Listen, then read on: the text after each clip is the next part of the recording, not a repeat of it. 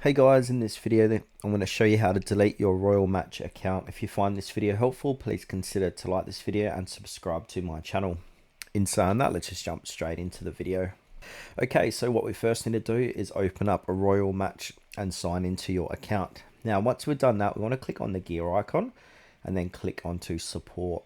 They actually make it quite tricky to delete your account for some reason, but nonetheless, let's continue. Okay, from here, we need to go ahead and scroll down.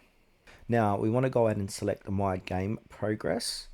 And now on this page here, click onto Account Deletion. Now, have a read of this. This is quite important, so just pause the video and have a read. Then once we've done that, we want to go ahead and click onto the message icon here. And now we're going to actually contact Royal Match support and just pretty much say, hey, I would like to delete my account. So just put in, please delete my account, and then hit send. I'm not going to actually do this because I don't want to delete my account. I'm just showing how to do this. So yeah, that's basically how to delete your account in Royal Match game.